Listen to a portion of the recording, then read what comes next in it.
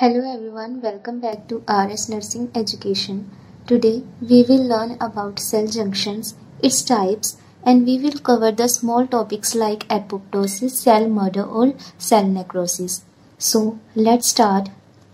Simple language में हम junction किसे कहते हैं?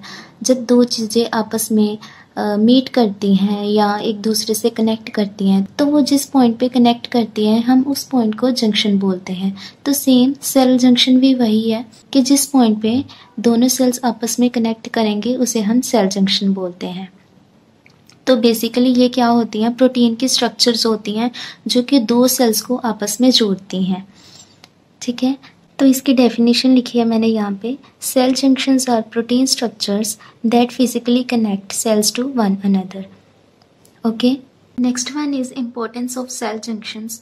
अब हमें पता है कि जो जंक्शंस होती हैं वो सेल्स को आपस में कनेक्ट करती हैं, तो इसकी इम्पोर्टेंस क्या होगी कि ये सेल्स को आपस में इकट्ठा रखेगी। Exchange of materials between the cells इनके थ्रू होता है। For example gap junctions. अब ये गैप जंक्शंस क्या होती हैं इसके बारे में मैं आपको आगे बताऊंगी। इसके टाइप्स में बूस्ट टिश्यू स्ट्रक्चर, ये जो जंक्शंस होती हैं कौन सी आयन सेल्स के अंदर आएंगी कौन से बाहर जाएंगे ये रेगुलेट करती हैं। तो इससे क्या होता है, सेल की जो पोलैरिटी है वो बनी रहती है एंड टिश्यू का स्ट्रक्चर भी बूस्ट होता है। Act as a barrier against free diffusion. अब ये एज ए बैरियर कैसे काम करती है ये मैंने आपको एक डायग्राम के थ्रू समझाने की कोशिश की है। ये हमारी जो इंटेस्टाइन की एपिथेलियम है उसके सेल्स हैं। यहाँ पे मैंने लिखा है सेल 1, सेल 2 एंड सेल 3। ठीक है, ये हमारी इंटेस्टाइन की ल्यूमन है।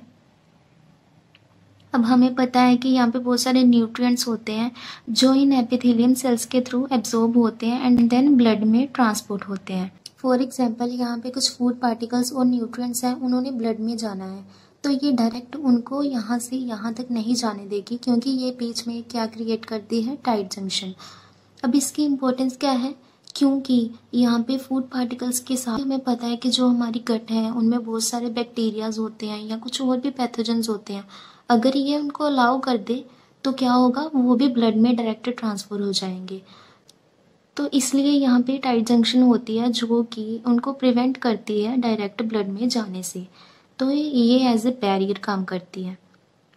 इस तरीके से ये पैरासेलुलर पाथवे में बैरियर का काम करती है। पैरासेलुलर पाथवे क्या होता है, जब दो सेल्स के बीच में जो एक्स्ट्रा सेलुलर स्पेस होती है वहां से मटेरियल पास आउट हो, उसे पैरासेलुलर पाथवे कहते हैं। तो ये उसको रोकती है। इस तरीके से ये मटेरियल्स को फ्री डिफ्यूजन से बचाती है, क्योंकि अगर फ्री डिफ्यूजन हो तो हमारे ब्लड में बहुत सारे पैथोजेंस और फॉरेन पार्टिकल्स हैं वो भी चले जाएंगे। इस तरीके से ये उनको रिस्ट्रिक्ट करती है एंड फ्री डिफ्यूजन से बचाती है। और इसका क्या काम है, ये सेल्स को आपस में जोड़े रखती है। तो क्या होता है कि जो सेल्स का मटेरियल है वो एक्स्ट्रा सेलुलर स्पेस में लीक आउट नहीं होता, इसका ये भी एक काम है। For example in renal tubules, तो वहाँ क्या होता है कि जो हमारा यूरिन होता है वो लीक आउट नहीं होता है, एक्स्ट्रा सेलुलर स्पेस में इन सेल्स के अंदर ही बाउंड रहता है। तो ये भी इसका एक काम है। Next is types of cell junctions. अब ये 3 टाइप्स की होती हैं। First one is tight, second one is desmosomes and third one is gap junction.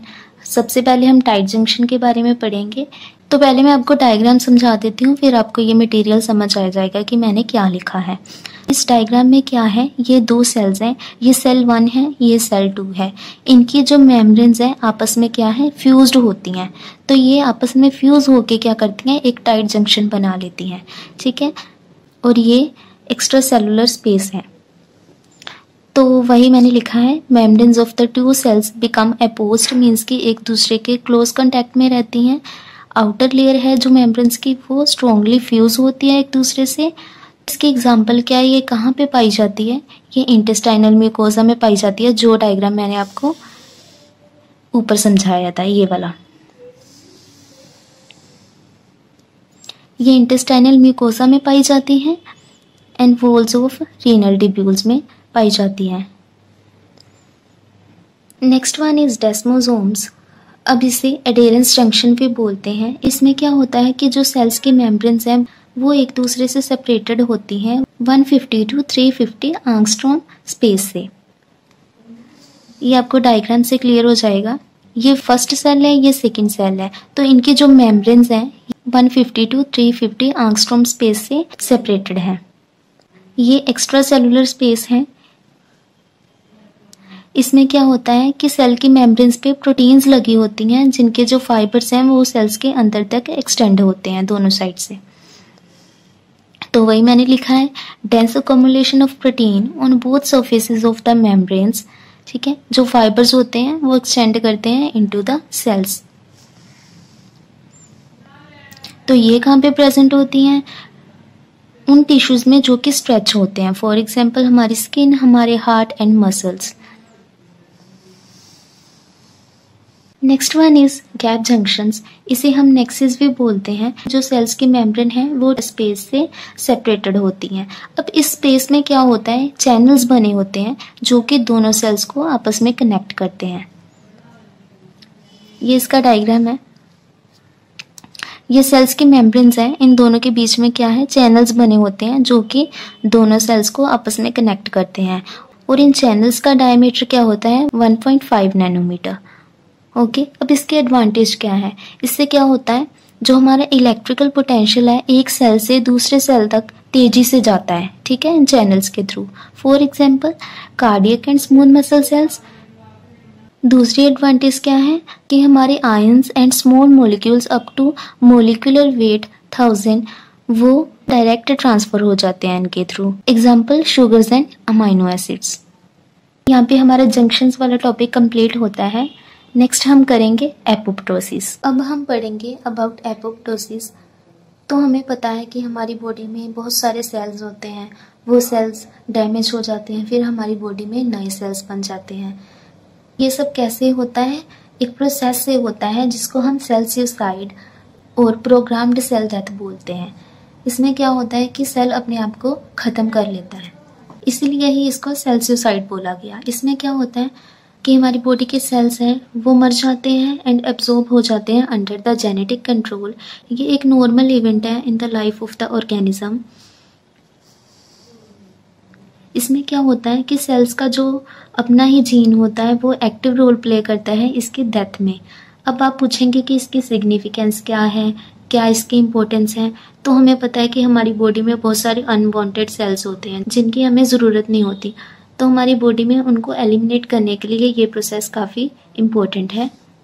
For example, जब एम्ब्रियो डेवलप होता है उसके हैंड्स के डेवलपमेंट के दौरान उसके जो फिंगर्स हैं उनके बीच जो सेल्स होते हैं वो एलिमिनेट हो जाते हैं, क्योंकि उनकी तो कोई रिक्वायरमेंट होती नहीं, फिंगर्स चाहिए हमें।